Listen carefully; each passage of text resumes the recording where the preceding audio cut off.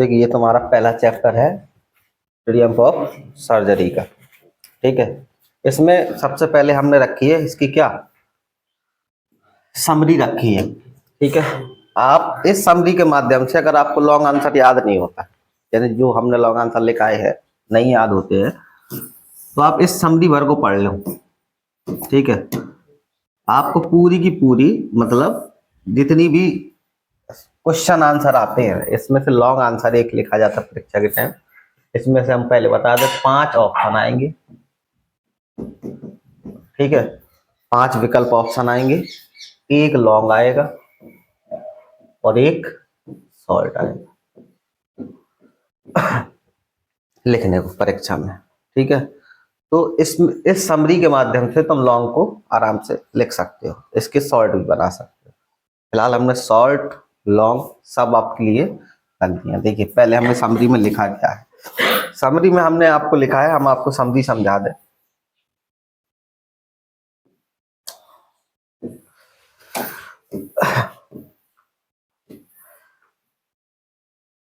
Summary में लिखा है कि Mrs पंफरे was a rich and emotional lady who had a cute pet dog called Turkey. She loved him so that she overfed him. ठीक है, अभी हम इसका पूरा मतलब भी बता देंगे। Turkey had put on a lot of weight which made him lethargic. When Dr. Harriet saw the fat like a bloated sausage, he was shocked. जब डॉक्टर ने उसको देखा तो क्या हो गया था, एकदम शॉक्ड हो गया था, सूजा हुआ था दिख रहा था। He made a plan and told Mrs. Pumphrey that Turkey needed treatment. उसे किसकी आवश्यकता थी, ट्रीटमेंट यानी इलाज की आवश्यकता थी।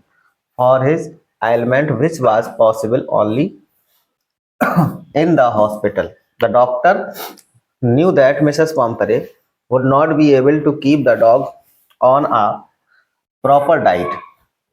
When the greedy dog, greedy का मतलब क्या होता है यार, लालची होता है। ठीक है, went to hospital, he had to remain hungry in order to become fine. Then he was given food a fixed intervals. Soon he shed off a lot of his body weight and became quite active. When Turkey was at home, he was pampered by Mrs. Pumphrey. He led luxurious life. Luxurious life का मतलब बहुत अच्छी जीवन यापन। Where he was served with cream cake, chocolate and Horlicks. ये सब उसको कहाँ दिया जाता था, खाने के समय दिया जाता था। But when he came to the doctor he became all right. When Mrs Pumphrey saw her active dog, she thanked the doctor and felt that it was a triumph of surgery. इतना आपने इसको लिखा, ये short कहानी में लिखा। ठीक है, हम इस कहानी का मतलब बता दें आपको। इसमें हमने क्या लिखा है आपके लिए। इसमें लिखा है कि श्रीमती पंफरे एक अमीर और भावुक महिला थी जिसके पास एक प्यारा सा कुत्ता था जिसका नाम टिर्की था। उससे इतना प्यार करती थी कि हमेशा उसे ज्यादा खाना खिला देती थी। टिर्की का वजन बहुत बढ़ गया था। ठीक है, जिससे वह सुस्त हो गया था। जब डॉक्टर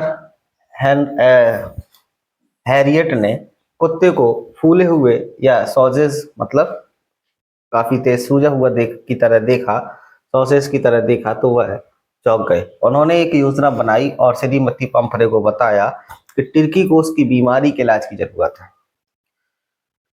फिर अस्पताल में ही यह कार्य संभव होगा।